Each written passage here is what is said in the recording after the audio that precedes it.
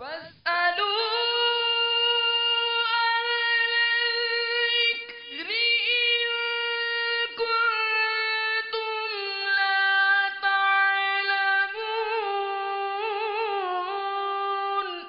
اے لوگو علم والوں سے پوچھو اگر تمہیں علم نہ ہو۔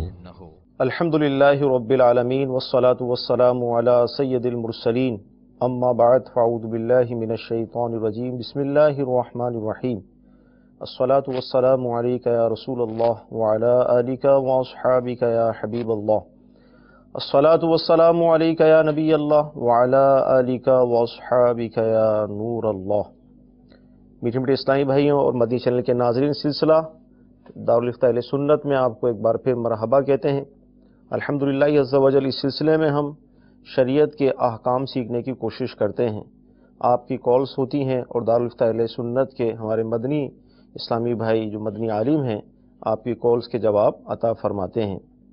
آج کے ہمارے سلسلے میں پرٹیکولر کوئی موضوع نہیں ہے، یہ سلسلہ آج کا آپ کی جو کالز ہمارے پاس پہلے سے موجود ہیں انشاءاللہ تعالی اس کے جوابات دیے جائیں گے۔ اچھی اچھی نیتوں کے ساتھ سلسلے میں شامل رہیے، آخر تک رہیے، اہم مدنی پھول تحریر کیجیے، انشاءاللہ تعالی علم دین کا خزانہ آپ کے ہاتھ آئے گا۔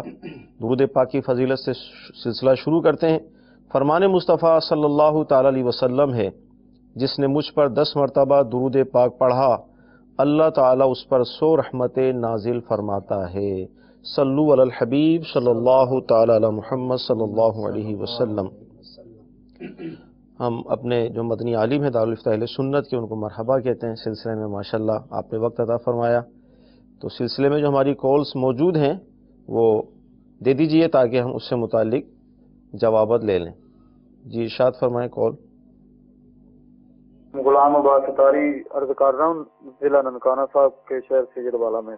جی میں آپ سے سوال یہ پوچھنا چاہتا ہوں کہ جانوروں کا جو پیشاب کپڑوں پہ چھینٹیں آ جاتی ہیں، گائیں اور بھینسوں کا ہم کام کرتے ہیں، اس میں ذکر و اذکار کر لینا، درود پاک پڑھ لینا۔ السلام علیکم بھائی، ہمارا یہ سوال ہے کہ جو یہ انسان کو غسل پڑتا ہے اس لیے غسل کرنا چاہیے، تو اس میں باتھ روم میں جاتے ہیں اس وقت غسل کے صورت میں اشہد کا کلمہ پڑھ سکتے ہیں یا نہیں پڑھ سکتے؟ جی انشاءاللہ عرض کرتے ہیں مزید۔ میرا نام علاء الدین ہے جی، میں نے یہ پوچھنا تھا جو یہ جو عمرہ ہے کم سے کم کتنے دن کا ہوتا ہے؟ 14 دن سے کم بھی ہوتا ہے یا 14 دن کا پورا ہوتا ہے؟ انشاءاللہ عرض کرتے ہیں جی مزید۔ اظہر علی گھوٹکی سے میرا یہ سوال ہے کہ اگر فرض کر کئی گھر میں یا مسجدوں میں میٹر بجلی کے نہیں لگے ہوئے تو وہاں سے وضو کرنا اور نماز پڑھنا، وضو ہو جاتا ہے، نماز ہو جاتی ہے؟ السلام علیکم ورحمۃ اللہ وبرکاتہ۔ وعلیکم السلام ورحمۃ اللہ وبرکاتہ۔ جی کال دیجیے گا۔ السلام علیکم ورحمۃ اللہ۔ وعلیکم السلام ورحمۃ اللہ وبرکاتہ۔ محمد ولید اتاری، مرکز الاولیاء لاہور۔ میرا سوال یہ ہے کہ کیا گروی مکان دینا جائز ہے؟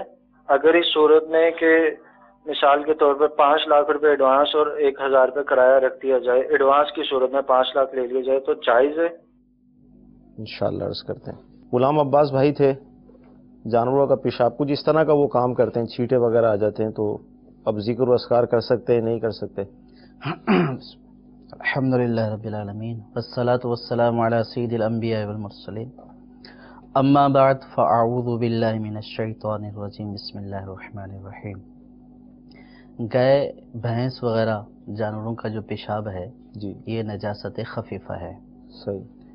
اب اگر یہ کپڑوں کے اوپر آ جاتی ہے، چاہے نجاست غلیظہ ہے چاہے نجاست خفیفہ ہے، تو کپڑوں کو ان سے ملوث رکھنا کہ جو ہے وہ خواہ کپڑے نجس ہی رہیں، یہ تو درست نہیں ہے۔ صحیح۔ کپڑوں کو جو ہے وہ پاک کے رکھنا چاہیے، چاہے وہ نجاست غلیظہ ہو چاہے وہ نجاست خفیفہ ہو۔ ٹھیک ہے۔ ہاں بعض صورتیں ایسی ہوتی ہیں کہ جن میں بچنا مشکل ہوتا ہے، تو اب ان کا سوال یہ تھا کہ ایسی صورت میں ہم ذکر و اذکار کر سکتے ہیں یا نہیں؟ تو اگر کپڑے نجس ہیں تو ذکر و اذکار کرنے میں شرعاً کوئی حرج نہیں ہے۔ ٹھیک ہے۔ ہاں جس جگہ کے اوپر ذکر کر رہے ہیں، جس جگہ پر بیٹھے ہیں کھڑے ہیں، وہ جگہ نجاست والی نہیں ہونی چاہیے، صحیح، گوبر کا ڈھیر نہیں ہونا چاہیے، یا جہاں پیشاب پڑا ہوا ہے وہ والی جگہ نہیں ہونی چاہیے، اس سے ہٹ کر پاک جگہ پر بیٹھے، یہ کپڑے پہنے ہوئے ہیں، صحیح، تو اس صورت میں ذکر اللہ کرنے میں شرعاً کوئی خرابی نہیں ہے، جائز ہے یہ، ٹھیک، اور بندے کو کرتے رہنا چاہیے کہ ہر ٹائم جو ہے وہ اس کی زبان ذکر و درود سے تر رہے، تو یہ اچھی عادت ہے۔ صحیح۔ اگلے ہمارے کالر تھے، غسل جیسے عوام میں بھی بات پائی جاتی ہے کہ ہر چیز کو پاک کرنے سے پہلے کلمہ شریف کا پڑھنا، تو وہ غسل خانے میں تو کیا کلمہ شہادت پڑھیں، کیا کریں؟ دیکھیں غسل خانے میں جب نہا رہے ہوں تو اس وقت کسی قسم کا کوئی کلام نہیں کرنا چاہیے، ٹھیک ہے، نہ کوئی دعا پڑھنی چاہیے، نہ کوئی اور گفتگو کرنی چاہیے۔ صحیح، وہ جو عوام کا ایک ذہنی تصور ہے کہ جب تک کلمہ نہیں پڑھیں گے تو اس وقت تک پاک نہیں ہوں گے، تو اس میں عرض یہ ہے کہ پاکی جو ہے وہ کلمے سے حاصل نہیں ہوتی ہے، صحیح، پاکی جو ہے وہ پانی سے حاصل ہوتی ہے، ٹھیک ہے، طہارت پانی سے حاصل ہوتی ہے۔ اگر اپنے ناپاک جسم کو پانی سے پاک کر لیا تو جسم پاک ہو گیا، صحیح ہے، تو جو طہارت مطلوب تھی وہ حاصل ہوگی اگر اس کو صحیح طریقے سے کر لیا، اس کا جو شرعی طریقہ ہے۔ صحیح، تو اب کلمہ شریف پڑھنا ہے، کوئی دعا پڑھنی ہے، تو کپڑے پہن کر جب باہر آئیں تو اس وقت کلمہ شریف بھی پڑھیں، دعا بھی پڑھیں۔ کلمہ شریف پڑھنے دعا پڑھنے میں کوئی حرج نہیں ہے، صحیح ہے، لیکن کلمہ شریف کو اس تصور سے نہ پڑھا جائے کہ جب تک یہ میں نہیں پڑھوں گا تو پاک ہی نہیں ہوں گا، تو ایسی بات نہیں ہے، طہارت پانی سے حاصل ہو چکی ہے، کلمہ نہ بھی پڑھے تو طہارت حاصل ہو جائے گی۔ صحیح، تو لیکن وہ جو مقام ہے وہ بھی نجاست کا مقام ہے، صحیح، عموماً جو ہے وہ ایسی جگہوں کے اوپر ذکر اللہ کرنے کی بھی ممانت ہے۔ صحیح، تو جب باہر آ جائیں تو اب جو ہے وہ کپڑے پہنے ہوئے ہوں تو اس صورت میں کلمہ شریف پڑھنا ہے، دعا پڑھنی ہے، درود پاک پڑھنا ہے، جو بھی ذکر و اذکار کرنے ہیں وہ کر سکتے ہیں۔ غسل خانے کے اندر اس طرح کے کلمات وغیرہ نہ پڑھے جائیں۔ عمرہ کے حوالے سے تھا سوال، عمرہ کتنے دن کا ہوتا ہے؟ یہ انتہائی جو ہے وہ سادہ پن کی علامت ہے، اور بعض اوقات عموماً لوگوں کو پتہ بھی نہیں ہے کہ جیسے کہتے ہیں کہ حج پڑھنے جا رہے ہیں، جی جی، عمرہ پڑھنے جا رہے ہیں، تو حج اور عمرہ یہ مخصوص افعال کا نام ہے، صحیح، یعنی کہ کچھ فعل کیے جاتے ہیں تو ان افعال کے کرنے کا نام جو ہے وہ جو شریعت نے لازم کی ہیں تو اس سے حج حاصل ہو جاتا ہے، اسی سے عمرہ حاصل ہو جاتا ہے۔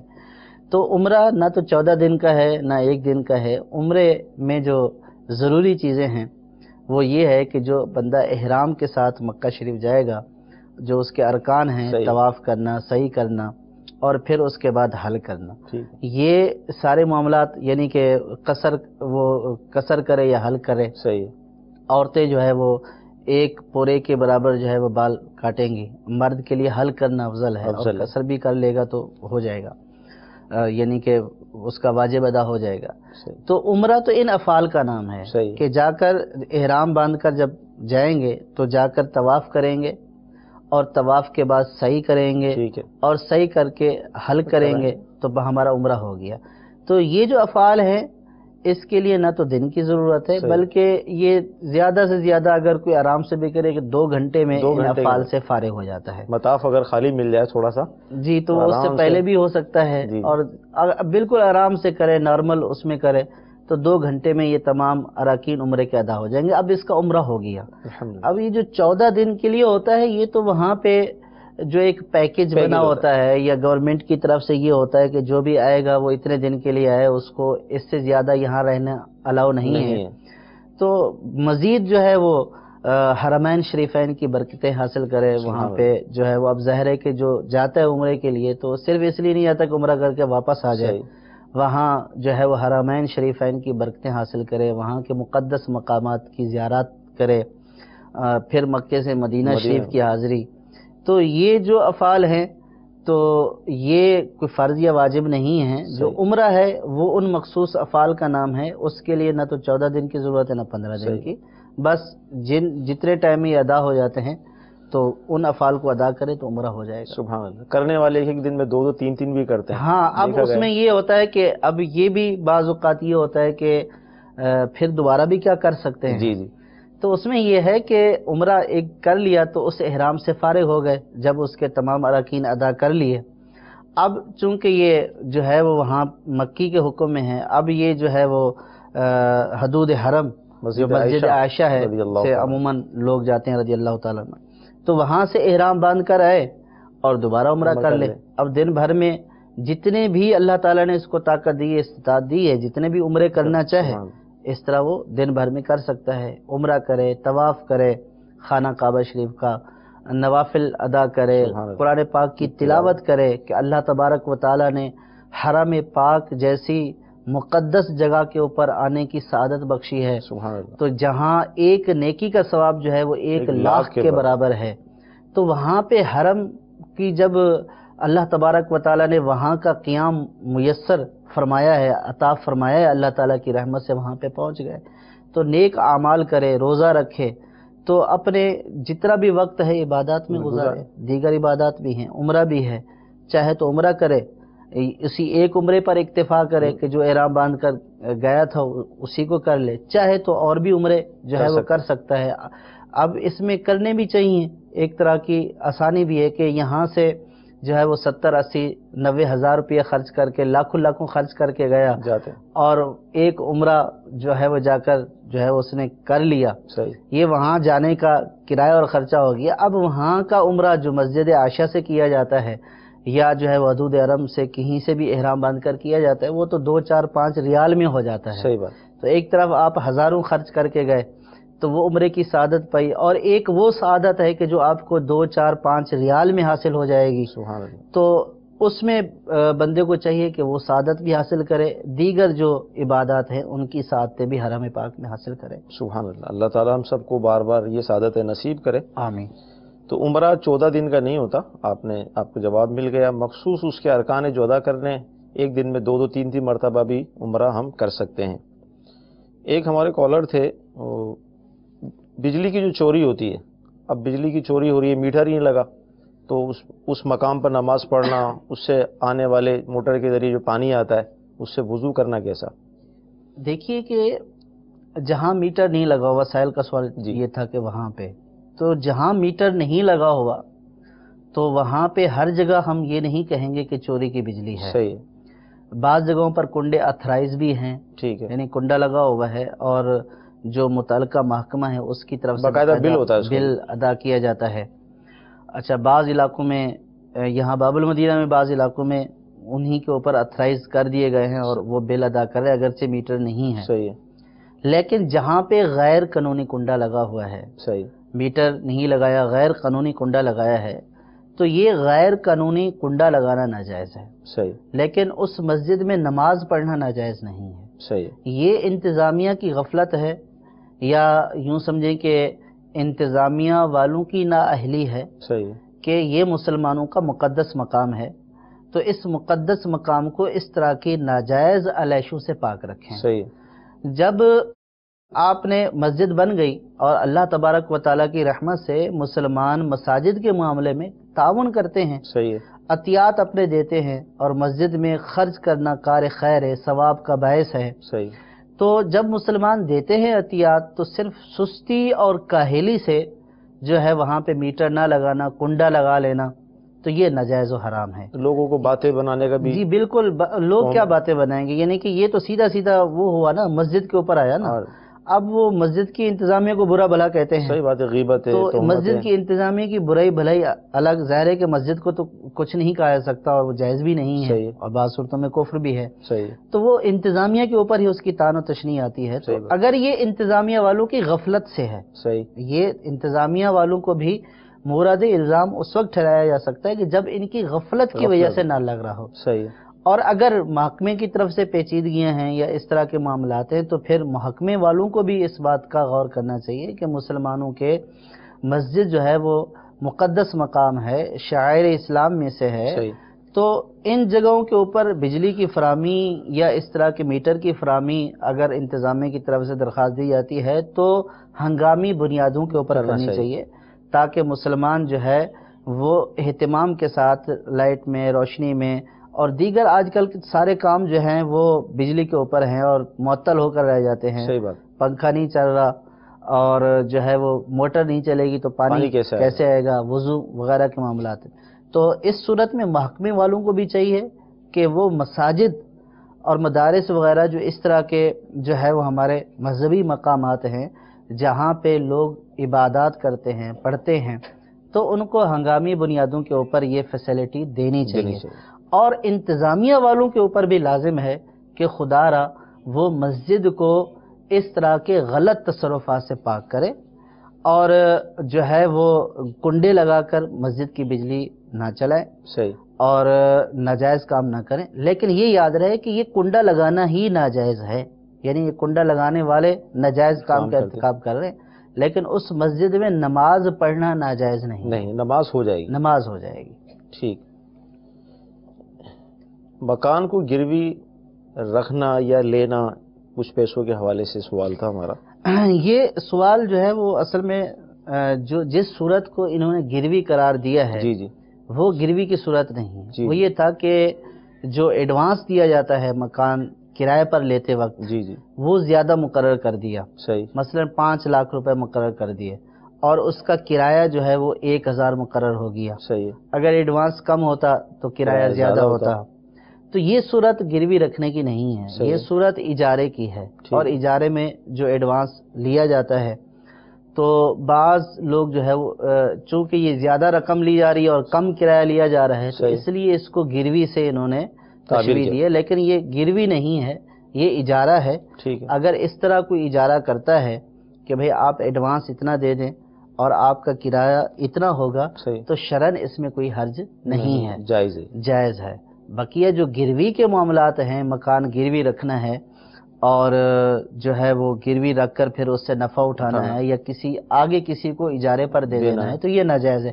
مثلا یوں کہ کوئی کسی سے قرض لے لے کہ بھئی 5 لاکھ جو ہے وہ آپ مجھے جو ہے وہ 5 لاکھ روپیہ کسی کو ضرورت ہے، مجھے ضرورت ہے، میں بولوں کہ 5 لاکھ روپیہ مجھے دے دیں اور یہ میرا مکان اس کے بدلے میں آپ گروی رکھ لیں۔ صحیح، اب یہ جو طور پر یا کسی بھی حوالے سے یہ گروی رکھنا ہی کہلاتا ہے، آپ گروی رکھ لیں۔ صحیح، وہ گروی ایک طرح کی گارنٹی ہوتی ہے کہ میرے اوپر جو لازم ہے اس کا عوض میں نے مکان کی صورت میں دے دیا، تاکہ کل اگر میں یہ آپ کے پیسے واپس نہیں کرتا ہوں مکان ہے تو آپ اپنا جتنا اس کا آپ کا قرض ہے وہ اس سے آپ کیا کر لیں، وصول کر لیں۔ ٹھیک ہے۔ تو اب اگر فرض کیا مجھے ضرورت تھی 5 لاکھ روپے کی، میں نے آپ کو یہ بولا کہ آپ یہ میرا مکان گروی رکھ لیں، مجھے 5 لاکھ روپیہ دے دیں۔ صحیح ہے۔ اب اس صورت میں آپ نے مکان لے لیا، اگر اب اس مکان کو کرائے پر دینا آگے یہ ناجائز ہے۔ صحیح ہے کہ گروی چیز سے نفع اٹھانا جائز نہیں ہے۔ صحیح، تو یہ صورت گروی لے کر اس سے نفع اٹھانا یہ جائز نہیں یا ہے۔ میں خود اگر اس میں اپنا کوئی سامان رکھ دوں، گودام بنا لوں، ہاں کوئی نفع اس سے نفع ہر طرح کا نفع اس سے، چاہے خود اٹھائے چاہے کسی اور کے ذریعے سے اٹھوائے۔ اب اس میں یہ بھی کرتے ہیں لوگ کہ ٹھیک ہے، بعض اوقات یوں بھی ہوتا ہے کہ آپ نے مجھے 5 لاکھ فرض کیا دے دیے، مجھے ضرورت تھی، میں نے مکان گروی رکھ دیا، اب میں مکان میں رہ رہا ہوں، صحیح ہے، تو اب جو گروی رکھنے والا ہے وہ یہ کہتا ہے کہ آپ اس کا 2000 کرایہ دیں، جب تک میں 5 لاکھ نہیں لوٹاؤں گا تو آپ اس کا 2000 روپے تک کرایہ دیتے رہیں گے۔ جب 5 لاکھ روپیہ آپ ادا کر دیں گے تو اس وقت کرایہ ختم ہو جائے گا۔ یہ صورت بھی ناجائز ہے، چاہے اس کو اجارے پر دے رہا ہے۔ اس کو تو اجارے پر اس لیے بھی نہیں دیا جا سکتا، ایک تو یہ ہے کہ گروی چیز سے نفع اٹھانا جائز نہیں ہے، ٹھیک ہے، دوسری صورت یہ ہے کہ اس کا خود اپنا مکان ہے، اس نے بطور امانت رکھا ہوا ہے، گروی کا حکم بطور امانت ہوتا ہے، تو یہ اپنے مکان ہی کو اجارے پر لے رہا ہے، کیسے لے گا؟ تو اپنی چیز کو ہی اجارے پر لینا یہ بھی جائز نہیں ہے۔ تو اس طرح کی جو صورتیں ہوتی ہیں گروی رکھنے کی یہ ناجائز ہوتی ہیں۔ اور جو معاملہ سائل نے ذکر کیا ہے کہ ایڈوانس جو ہے وہ ڈپازٹ 5 لاکھ اور 1000 جو ہے وہ کرایہ، تو یہ صورت ناجائز کی نہیں ہے، صحیح، یہ کرایہ داری کی صورت ہے اور یہ جائز ہے۔ ٹھیک ہے جی، مزید کال دیجیے گا۔ مرید حسین اطاری عرض کر رہا ہوں میرپور۔ میرا سوال یہ ہے مفتی صاحب سے، فجر سے پہلے کس وقت تک آپ وتر پڑھ سکتے ہیں؟ فجر سے پہلے وتر انشاءاللہ عرض کرتے ہیں جی۔ مزید حاجی لیاقت علی، ہمارا جی ہم نے عمرے پہ جانا ہے جمعے والے دن، ہم نے یہ پوچھنا ہے احرام ادھر سے ملتان سے بننے چاہیے یا ادھر جا کے بھی آدمی باندھ سکتا ہے؟ انشاءاللہ عرض کرتے ہیں، اللہ تعالیٰ آپ کو توفیق دے کہ آپ پہنچنے میں کامیاب ہو جائیں۔ جی مزید ارشاد فرمائیے۔ کون؟ السلام علیکم ورحمۃ اللہ وبرکاتہ. وعلیکم السلام ورحمۃ اللہ وبرکاتہ. میرا نام لیاقت علی اتاری کوٹ غلام محمد سے بول رہا ہوں. میرا دارالفتہ اہل سنت میں سوال ہے کہ کسی کی فوتگی ہوگی ہو، یعنی کوئی شخص وفات پا گیا اور اس کی میت گھر میں رکھی ہوئی ہے اور اس کے اوپر وہاں نعت خوانی کرنا کیسا ہے، یا وہ صحیح ہے یا غلط ہے، اس کی اصلاح فرما دیجیے. السلام علیکم ورحمۃ اللہ وبرکاتہ. وعلیکم السلام ورحمۃ اللہ وبرکاتہ. انشاءاللہ عرض کرتے ہیں. جی مزید. جی جو ایسا کرتے ہیں یہ کرنا کیسا ہے، جائز ہے؟ جو کر وہاں پر سورۃ یاسین پڑھنا یا کھڑے ہو کر وہاں پر تلاوت کرنا. جی انشاءاللہ عرض کرتے ہیں. مزید. سر میں یہ سوال پوچھنا چاہتا ہوں کہ میں کراچی سے بات کر رہا ہوں. میں یہ سوال پوچھنا چاہتا ہوں کہ اگر میرا ایک دوست ہے اور اس کا ایک کتا ہے، مطلب وہ اپنی زبان، اس کتے کی زبان اس نے ملا لی آپس میں، تو ابھی وہ پاک کیسے ہوگی؟ میرا یہ سوال ہے. السلام علیکم ورحمۃ اللہ. وعلیکم السلام ورحمۃ اللہ وبرکاتہ. عرض کرتے ہیں. جی مزید. میرا نام محمد صغیر خان ہے، میں باب المدینہ کراچی سے بول رہا ہوں. میرا سوال یہ ہے کہ جو شخص دو زانوں بیٹھنے پر قدرت نہیں رکھتا اور سجدے میں جا کر دوبارہ جلسے میں بیٹھنے کی قدرت نہیں رکھتا، وہ کیا کرسی پر بیٹھ کر کس طرح نماز پڑھے، تو اس کے لیے کیا حکم ہے؟ انشاءاللہ عرض کرتے ہیں. وتر نہیں پڑھیں، فجر کا وقت شروع ہونے والا ہے، کب تک پڑھ سکتے ہیں؟ وتر صبح صادق، طلوع صبح صادق، یعنی جب فجر کا وقت شروع ہو جاتا ہے تو فجر کا وقت شروع ہونے سے پہلے وتر ادا کر سکتے ہیں. صحیح. جب فجر کا وقت شروع ہو جاتا ہے تو اس کے بعد جو ہے اب وتر قضا ہو گئے. ٹھیک ہے. تو اب اس میں کس وقت تک، یہ تو آج کل تو اوقات کے پورے نقشہ جات بنے ہوئے ہیں. جی. اور اس میں ٹائم مینشن ہے کہ کب جو ہے وہ طلوع صبح صادق ہو رہی ہے. صحیح. تو روزانہ کے اعتبار سے ہر مہینے کا جو ٹائم ہوتا ہے وہ تبدیل ہوتا رہتا ہے، 1-2 منٹ آگے پیچھے ہوتا رہتا ہے تسلسل کے ساتھ. تو جو اس کا حکم ہے وہ میں نے عرض کر دیا کہ طلوع صبح صادق سے پہلے پڑھ سکتے ہیں، وہ وتر پڑھنے کا وقت ہوتا ہے. اب وہ طلوع صبح صادق کا کس مہینے میں کس دن میں کون سا وقت ہوگا، تو یہ اوقات کے جو نقشہ ہے اس سے صحیح طور پر پتہ چلے گا. یہاں پر میں مدنی چینل کے ناظرین سے ایک بات ضرور عرض کروں گا کہ الحمدللہ مسلمان ہیں اور ظاہر نمازوں کا سلسلہ، رمضان میں روزوں کا سلسلہ ہمارا ہوتا ہے، تو دعوت اسلامی کے مدنی قافلوں میں ظاہر ہمارے ساتھ عوام الناس بھی ہوتی ہیں. ظاہر ہم تنظیمی طور پر ہماری اصطلاح اسلامی بھائی ہم کہتے ہیں. تو یہ بات بعض اوقات میں پوچھی بھی گئی اور محسوس بھی کی گئی کہ ہمارے گھروں میں نماز کے اوقات کا نقشہ نہیں ہوتا، موجود ہی نہیں ہوتا. تو جب نقشہ موجود ہی نہیں ہوگا تو ہم اپنی نمازوں کی حفاظت کریں گے کیسے؟ اب جیسے سائل محترم نے ہم سے سوال کیا کہ میں کب تک پڑھ سکتا ہوں، تو لہذا ہمارے گھروں میں اوقات صلاۃ کا نقشہ ہونا چاہیے. پورے 12 ماہ کا یہ موجود ہے. اور ہمارے لیے سعادت یہ ہے کہ دعوت اسلامی نے الحمدللہ پاکستان کے جتنے بھی بڑے بڑے شہر ہیں ان سے متعلق جو ہے وہ نقشہ شائع کر دیا ہے. آپ قریب ہی اپنے دعوت اسلامی کے مرکز میں اگر جائیں گے، وہاں مکتبے کا بستہ بھی ہوگا، دکان ہوگی انشاءاللہ، وہاں سے آپ کو یہ نقشہ ملے گا. ضرور حاصل کریں. ہر مسلمان کے لیے ہمارے ساتھ موجود ہیں مدنی عالم کہ ضروری ہے کہ اس کے پاس یہ ہونا چاہیے، اس کے گھر میں ہونا چاہیے. ہاں عموماً یہ ہے کہ نمازوں کے اوقات تو مساجد میں ہوتے ہیں، لیکن ایک جو ہے وہ کم علمی یا اس کا علم حاصل نہ کرنے کی وجہ سے بعض نمازوں کے متعلق تو یہ بھی ایک تصورات ہیں کہ بس اس کا وقت جماعت تک ہوتا ہے. یعنی بہت سارے لوگ تو یہ بھی سمجھتے ہیں جماعت ہوگی تو ختم ہو گیا. پوچھتے ہیں لوگ کہ مغرب کا جو ہے وہ وقت بس مختصر سا ہے. تو جب ہماری ایسی صورتحال ہے اور پھر ہم اگر باجماعت نماز ادا بھی کرتے ہیں تو کبھی کبھی ایسی صورتحال بھی ہو جاتی ہے ایمرجنسی کی حالت میں گھر میں نماز پڑھنی پڑ جاتی ہے، تو اب اس میں وقت کے اندر ہی ادا کرنی ہے. اب یہ نہیں پتہ چل رہا ہوتا کہ ٹائم کتنا باقی ہے. اگر فرض کیا کہ تھوڑا سا ٹائم باقی ہے تو پھر اس صورت میں جو ہے وہ کچھ خصوصی جو ہے وہ اہتمام بھی کرنا پڑتا ہے. جیسے غسل فرض ہے، اب ٹائم اتنا رہ گیا ہے کہ اگر غسل کریں گے تو نماز قضا ہو جائے گی، تو اب تیمم کر کے نماز ادا کریں گے، اس کا دوبارہ اعادہ کریں گے. تو یہ جو احکام ہیں کہ اس صورت میں سنتیں ترک کر دیں گے اگر فرض فوت ہونے کا اندیشہ ہے. تو اب فرض کیا کہ 4 منٹ تھے، غسل وغیرہ کرنے کے بعد 4 منٹ بچے، اور وہ پڑھتا ہی ایسے ہے کہ اور پڑھنی بھی ایسی چاہیے اطمینان سے کہ 4 منٹ میں اس نے سنتیں ادا کر لی. اب جب فرض جو فرض جو اہم تھے جو ضروری تھے وہ نکل گئے، وہ قضا ہو گئے ہیں اور ان کا گناہ بھی ہوگا. صحیح. تو اب اس صورت میں یہ ہے کہ اگر اس کے پاس یہ اوقات کا نقشہ ہوتا تو یہ اس کے اوپر دیکھ لیتا کہ میرے پاس جو ہے وہ کتنا ٹائم ہے. تو اب یہ 2 فرض جو اس کے اوپر فرض تھے وہ ادا کر، اور جس کے قضا ہونے کے اوپر اس کو جو ہے وہ گناہ ملے گا صحیح، اور عذاب کا سلسلہ ہے، تو وہ فرض ادا کر لیتا اگر اس کے علم میں یہ ہوتا. صحیح. تو اسی طرح سفر وغیرہ میں بھی ہم ہوتے ہیں تو بلکہ پاکستان بھر کے جو ہے وہ مقامات کی نقشہ جات کتاب کی صورت میں جو ہے وہ شائع کر دی کہ وہ کتاب اگر آپ کے پاس ہے، آپ کہیں پہ بھی سفر میں جائیں، مدنی قافلے میں جائیں، تو آپ وہاں پہ جو ہے وہ اوقات نکال کر دیکھ سکتے ہیں. بلکہ دنیا بھر کے اوقات دعوت اسلامی کی ویب سائٹ پر موجود ہیں. تو یہ بہت ضروری اس اعتبار سے ہے کہ عموماً نماز کے عادی شخص کو بھی کبھی کبھار اس کی ضرورت پڑ جاتی ہے.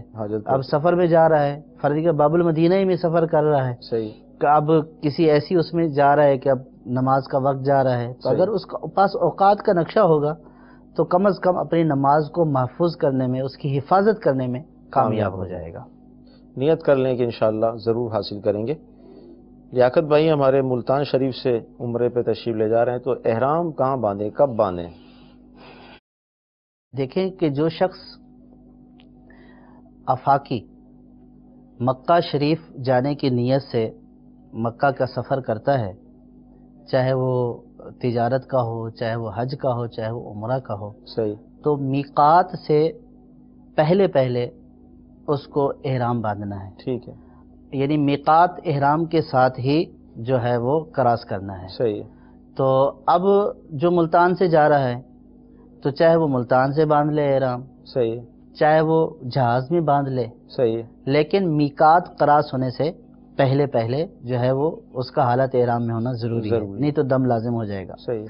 اب جو پاکستان سے جاتے ہیں ان کا جو میقات آتا ہے وہ جہاز ہی میں آتا ہے. صحیح. وہ جو میقات کا جو حدود ہیں وہ جہاز میں آتی ہیں، جدہ اترنے سے 20-25 منٹ پہلے آ جاتی ہیں. یلملم، تو یلملم وہ سمندر کے اندر ہے. صحیح. تو اب جو ہے وہ اگر گھر سے باندھ کر جائے، نیت نہیں کرے، نیت جہاز میں کر لے، صحیح، تو یہ بھی جائز ہے. صحیح. اور جہاز میں باندھ لے، اپنے پاس احرام رکھے اور جہاز میں باندھ لے، اور میقات کراس ہونے سے پہلے جو ہے وہ نیت کر لے اور احرام باندھ لے، تو یہ بھی جو ہے وہ درست ہے. صحیح. لیکن اس میں مسئلہ یہ ہے کہ بہت سارے لوگوں کو یہ نہیں پتا ہوتا کہ احرام جو ہے وہ باندھنا کہاں سے ہے. وہ یہ کہتے ہیں کہ اطمینان سے وہیں پہ جا کر ہوٹل میں باندھ لیں گے، اور بعض یہ ہوتے ہیں کہ جہاز میں باندھ لیں گے. صحیح. لیکن حال یہ ہوتا ہے کہ وہ جو احرام ہوتا ہے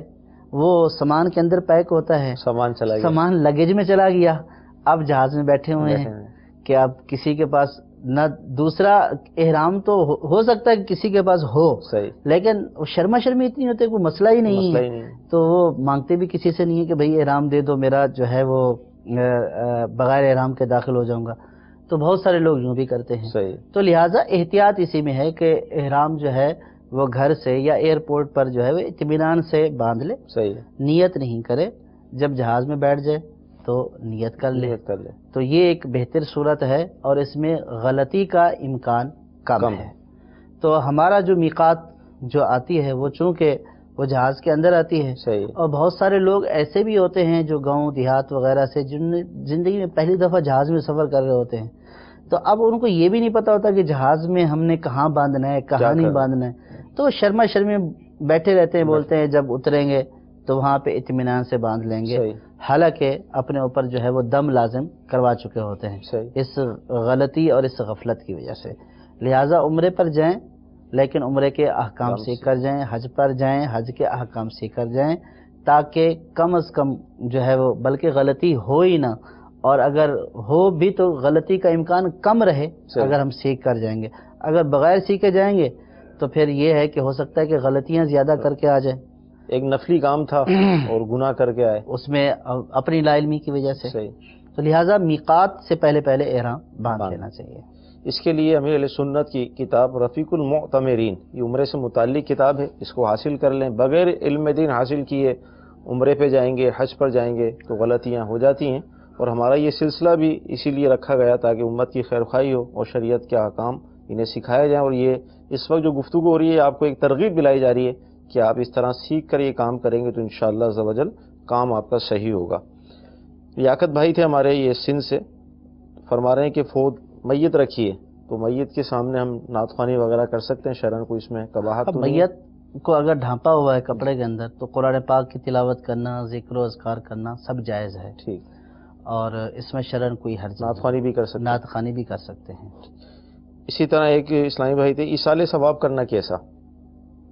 ایصال ثواب کسی بھی حوالے سے اگر ہم کرنا چاہیں تو کیسا یہ فعل؟ ایصال ثواب کرنا ایک جائز کام ہے اور ایصال ثواب کرنا چاہیے. ایصال ثواب زندوں کو بھی کیا جاتا ہے، ایصال ثواب جو فوت ہو جائیں ان کو بھی کیا جاتا ہے. ہمارے یہ تصور ہے کہ جو ایصال ثواب جو فوت ہو جائیں ان کو کیا جاتا ہے، یہ بھی جائز ہے. صحیح. اور اس اعتبار سے ان کو زیادہ ضرورت ہوتی ہے کہ اب ان کا اعمال کا سلسلہ ختم ہو چکا. ہمارا جو بھیجا ہوا ثواب ہوتا ہے جو ہم ایصال کرتے ہیں، یہ ثواب بھی ان کی مغفرت کا ذریعہ بن سکتا ہے.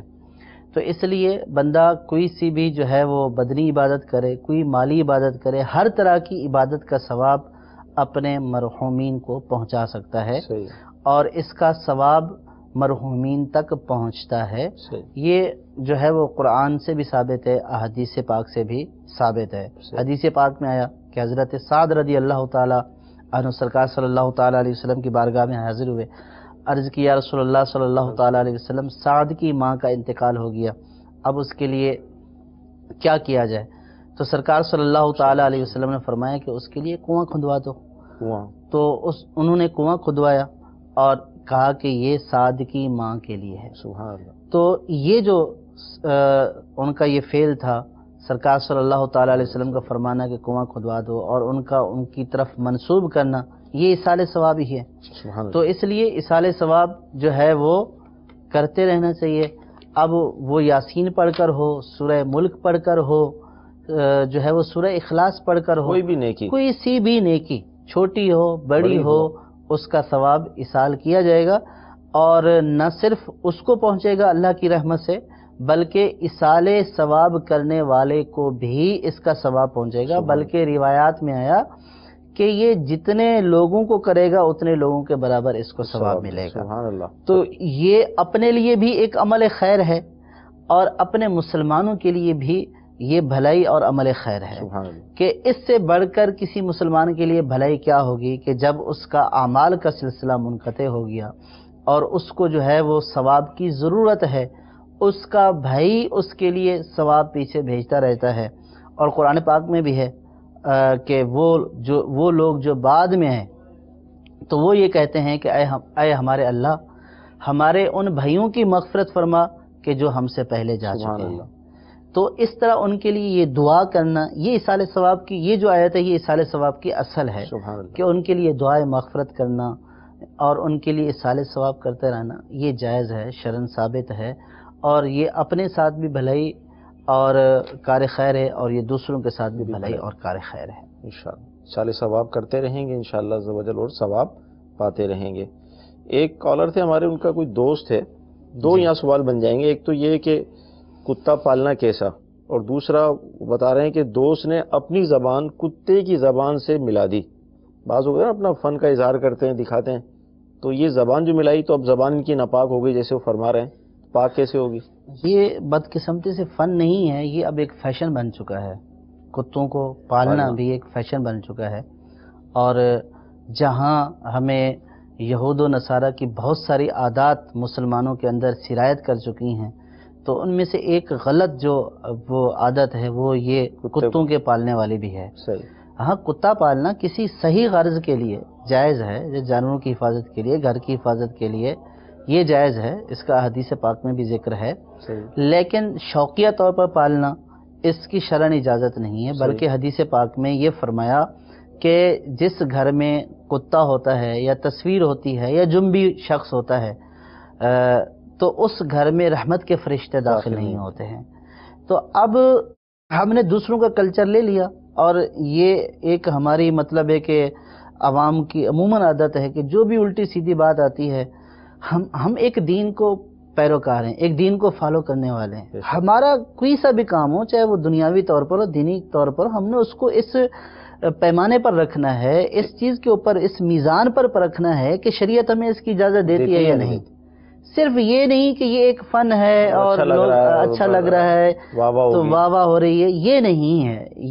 یہ ہم بطور مسلمان ہمیں اپنے ہر عمل کو اس اعتبار سے جانچنا ہوگا. تو یہ ایک ناجائز جو بات ہے کہ اس طرح شوقیہ طور پر پالنا. اب اس سے بھی بڑھ کر یہ بات کہ جو ہے وہ اس کو اپنے گلے میں ڈالنا، اور اب یہ جو صورت بیان ہوئی کہ جو اس کتے کی زبان کے ساتھ اپنی زبان ملا دینا. اب اگر میں یہ کہوں کہ کتے کا جو لعاب ہے اور کتے کا جو پیشاب ہے، ان دونوں کی نجاست کا دونوں نجاست غلیظہ ہیں. صحیح. اب اگر یہ کہا جائے کہ کسی نے کتے کا پیشاب پیا ہے تو اس کو اچھا لگے گا؟ صحیح. تو دونوں کا حکم ایک ہی ہے. جیسی وہ پیشاب والی نجاست ہے ویسی اس کی لعاب والی نجاست ہے. اب زبان لگائی تو زبان کے اوپر لعاب ہوتا ہے. صحیح. تو اب یہ جو اس طرح کرتا ہے وہ یہ سوچ لے کہ کتنی گندی حرکت کرتا ہے. صحیح. اب اگر اس کو یہ کوئی بولے کہ کتے کا پیشاب پی لو تو شاید اس کے اوپر وہ آپے سے باہر ہو جائے، لال پیلا ہو جائے، آنکھیں سرخ ہو جائیں. لیکن اس کو اگر یہ کہا جائے کہ میرے پیارے بھائی آپ یہ جو کرتے ہیں، اپنا زبان کے ساتھ زبان ٹچ کرتے ہیں، اس کا جو لعاب لگتا ہے اس کا بھی وہ پیشاب والا حکم ہے. صحیح. تو یہ ایک بہت ہی گندی اور بری حرکت ہے، یہ نہیں کرنا چاہیے. بلا ضرورت کتے نہیں پالنے چاہیے. اب رہا یہ کہ پاک کیسے ہوگی. صحیح. اب کتے کی نجاست کے بارے میں تو یعنی کہ ابو ہریرہ رضی اللہ تعالیٰ عنہ کا تو موقف یہ تھا کہ بھئی 7 دفعہ اس برتن کو دھویا جائے تبھی جا کر پاک ہوگا. 6 دفعہ پانی سے، 1 دفعہ جو ہے وہ مٹی سے. یہ حضرت ابو ہریرہ رضی اللہ تعالیٰ عنہ کا موقف تھا. صحیح. ہمارا یہ کہ پانی سے دھو لیا تو 1 دفعہ بھی دھو لیا اور اچھے طریقے سے دھو لیا. اگر وہ برتن جو ہے وہ والا نہیں ہے، اس کے اوپر دراڑ نہیں ہے، صحیح، اور بالکل جو ہے وہ چکنا برتن ہے، یعنی کہ یوں کے اوپر اس کا کوٹنگ کی ہوئی ہے، اس کو 1 دفعہ بھی دھو لیا تو نجاست چلی جائے گی. صحیح. لیکن اب اندازہ کیجئے کہ کتے کی نجاست کتنی نجس تھی کہ حضرت ابو ہریرہ رضی اللہ تعالیٰ فرماتے کہ 6 دفعہ پانی سے اور 1 دفعہ مٹی سے. تو یہ میں اس کی نجاست کے بارے میں کہ حضرت ابو ہریرہ اس کی نجاست کو اتنا سخت، اور سرکار کی حدیث بیان کیا کرتے تھے. صحیح. تو اب یہ ہے کہ پاک تو خیر یہ ہے کہ اس کو پانی سے دھو لیا جائے.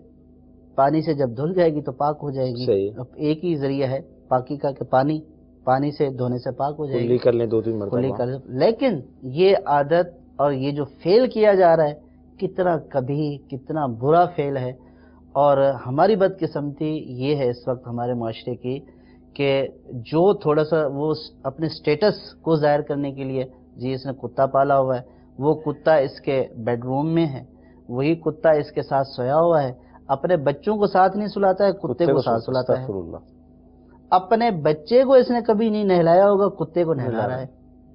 یعنی کتنی ہماری ایک محرومی ہے کہ ہم نے کلچر جو ہے وہ کس طرح اپنا لیا کہ اس کے بچے پیدا ہوئے ہوں گے، کبھی بھی اس نے نہیں نہلایا ہوگا. یہاں تک کہ جو اس طرح کے سٹیٹس والے بندے ہوتے ہیں جو اپنے آپ کو دنیا دار کہتے ہیں، اپنے بچوں کو نہلانے کے لیے خادم رکھے ہوتے ہیں. صحیح بات. لیکن ماں بدولت کتے کو اپنے ہاتھ سے کھلاتے ہیں، کتے کو اپنے ہاتھ سے نہلاتے ہیں، لیکن اپنے بچے کو کبھی نہ اپنے ہاتھ سے کھلایا ہوگا. بچے کو کھلانے کے لیے بھی خادم اور بچے کو نہلانے کے لیے بھی خادم. صحیح. بچے کو پیار کرنے کا ٹائم نہیں ہے، لیکن کتے کو پیار بھی اس نے کرنا ہے، کتے کو نہلانا بھی ہے، کتے کو ہاتھ سے کھلانا بھی ہے. اور یہ اس کی ایک بہت جو ہے وہ اس پہ فخر ہوتا ہے کہ جناب یہ اچھی نسل کا کتا ہے. اب یہ خود سوچ لے کہ اس کی طبیعت کتنی گھٹیا ہے. اللہ تبارک و تعالی ہمیں یہود و نصارہ کے تمام برے افعال سے جو ہم نے ہمارے مسلمان قوم نے اپنا لی ہیں، اللہ تبارک و تعالی ہمیں اس سے نجات عطا فرمائے اور ہمیں سرکار صلی اللہ تعالی علیہ وسلم کی سنت پر عمل کرنے کی توفیق عطا فرمائے. کتوں سے پیار کرنے کے بجائے انسانوں پر پیار کرو، انسانوں کے بچوں پر رحم کرو. ہم انسانوں کے بچوں پر رحم نہیں کرتے، کتوں کے بچوں پر ہمیں بڑا رحم ہے. صحیح بات. بس جو کرنے والا کام ہے وہ کریں جی. جو شریعت نے ہم پر کام رکھے ہیں، نمازیں پڑھیں، قرآن کی تلاوت کریں، ذکر و اذکار کریں، اپنی زندگی کا قیمتی وقت فضول کاموں میں ضائع نہ کریں. کیونکہ زندگی صرف ایک ہی دفعہ ملی ہے، دوبارہ زندگی پھر نہیں ملے گی۔ کتوں کی خدمت میں اگر وقت نکل گیا، قبر میں آنکھ کھلے گی تو کیا کریں گے؟ امید ہے کہ آپ انشاءاللہ توبہ بھی کریں گے اور ہمیں SMS بھی کریں گے۔ دو زانوں پر بیٹھنے کی قدرت نہیں ہے، جلسہ نہیں کر پا رہے، تو اب کیا کرسی پہ نماز پڑھیں؟ اس میں سوال کلیشہ ہے، دو زانوں بھی نہیں بیٹھ سکتے ہیں اور پھر سجدے پہ جاتے ہیں تو دوبارہ اٹھ نہیں سکتے ہیں، تو ان کو اس صورت میں سجدہ کرنے کے اوپر قدرت نہیں ہے اور بیٹھ کر بھی یہ سجدہ کرنے کے اوپر قادر نہیں ہے جو بظاہر صورت انہوں نے بیان کی ہے، تو اس صورت میں کرسی کے اوپر بیٹھ کر اشارے سے یہ نماز ادا کریں۔ ٹھیک جی، مزید کال دے دیجیے گا کر کے ایک نماز پڑھ لیں تو سر دوسری نماز تک اپنا اس کا وضو نہ ٹوٹے، اپنا کھانا وغیرہ کھا لے بندہ تو دوبارہ وضو کرنا پڑے گا؟ جی انشاءاللہ اس کرتے ہیں۔ جی مزید سوال ہے جی، ایک آدمی 60,000 روپیہ لینا ہے لیکن اس کے پاس ابھی پیسے موجود نہیں ہے، وہ مجھے موٹر سائیکل لے کر دینا چاہتا ہے کس پر، جو کہ سود کے کمرے میں آتا ہے، میری لیے وہ جائز ہے یا نہیں؟ انشاءاللہ عرض کرتے ہیں۔ وضو کب تک رہتا ہے سر ایک نماز پڑھنے کے بعد؟ وضو جب تک وضو کے ٹوٹنے والے آزار نہیں پائے جائیں گے، جن جن چیزوں سے وضو ٹوٹ جاتا ہے اس وقت تک وضو برقرار رہتا ہے۔ یہ ضروری نہیں ہے کہ اگر ایک نماز میں وضو کر لیا تو دوسری نماز میں ضروری وضو کرنا ہے۔ اگر وضو نہیں ٹوٹا ہے، وضو برقرار ہے، وضو ٹوٹنے والا کوئی عمل نہیں پایا گیا تو وضو برقرار ہے، تو اس سے دوسری نماز بھی پڑھ سکتے ہیں۔ کھانا کھانے سے بھی وضو نہیں ٹوٹتا ہے، کچھ چیز کھائی پی ہے تو وضو ٹوٹنے والا کوئی عمل نہیں ہے، کھانا وضو توڑنے والا عمل نہیں ہے۔ ہاں یہ ہے کہ کھانا کھانے کے بعد کلی وغیرہ کر لے نماز پڑھنے سے پہلے، تاکہ جو غذا کے اجزاء ہیں وہ دانتوں میں پھنسے نہ رہیں، لیکن وضو نہیں ٹوٹتا ہے کھانا کھانے سے۔ اور یہ بھی ضروری نہیں ہے کہ دوسری نماز کے لیے دوسرا وضو کر کے ہی پڑھیں، ٹھیک ہے، یا ایک نماز کے لیے ایک ہی وضو ہے اور اس کے بعد دوسری نماز ہے تو پھر ضروری ہو گیا کہ دوسرا وضو کرے۔ ہاں بعض معذور افراد کے لیے حکم جو شرعی معذور ہوتے ہیں وہ دوسرا ہے، جو بالکل صحت مند توانا ہے، جو شرعی معذور نہیں ہے، شرعی معذور نہیں ہے، جن کو کوئی عذر نہیں ہے ایسا وضو توڑنے والا، تو ان کا وضو بغیر وضو ٹوٹے ہوئے افعال کو کیے بغیر وضو نہیں ٹوٹے گا۔ دوسری جو کالر تھے صحیح سمجھ میں نہیں آیا ان کو سوال کیا انہوں نے سوال کیا تھا؟ یہ کہنا چاہ رہے تھے کہ کسی نے پیسے دینے ہیں اور وہ 60,000 کے اوپر جو ہے وہ موٹر سائیکل لا کر دے گا اور وہ پھر اس کی قسطیں ادا کرے گا، تو یہ کہہ رہے تھے سودی عمل ہے یہ۔ صحیح۔ تو پہلی بات تو یہ ہے کہ قسطوں پر کوئی چیز لینا سودی عمل نہیں ہے۔ صحیح۔ اگر اس کی قیمت متعین ہوگی کہ بھلے وہ 60,000 کی چیز ہے 80,000 میں مل رہی ہے، اس کی قیمت متعین کر دی کہ 80,000 کی چیز ہے اور آپ نے 6 مہینے میں اس کو ادا کرنا ہے، تو یہ سود نہیں ہے شرعاً۔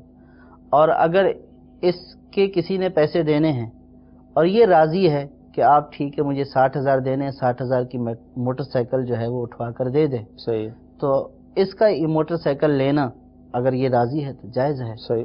اور جو وہ 60,000 کی چیز 80,000 میں لے رہا ہے اس کو یہ سودی کہہ رہے ہیں، تو یہ سودی صورت بھی نہیں ہے۔ قسطوں پر لینا صرف سود نہیں ہے۔ صحیح۔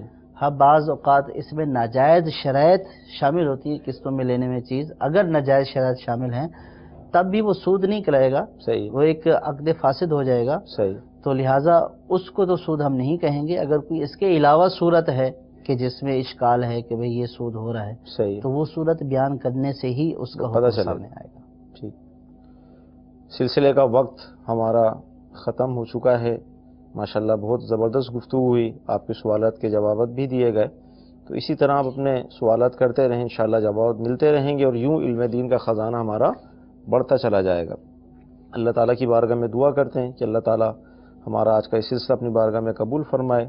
ہمارے مدنی عالم صاحب تشریف لائے دارالفتہ سے، ان کا بھی شکریہ ادا کرتے ہیں، یقیناً بڑا قیمتی وقت ہوتا ہے ہمارے لیے نکالتے ہیں، اللہ تعالیٰ انہیں بھی جزائے خیر عطا فرمائے۔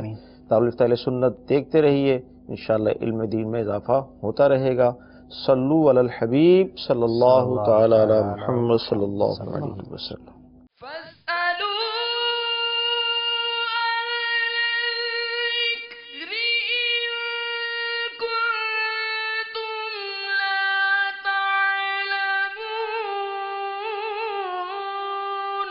تو اے لوگو علم والوں سے پوچھو اگر تمہیں علم نہ ہو۔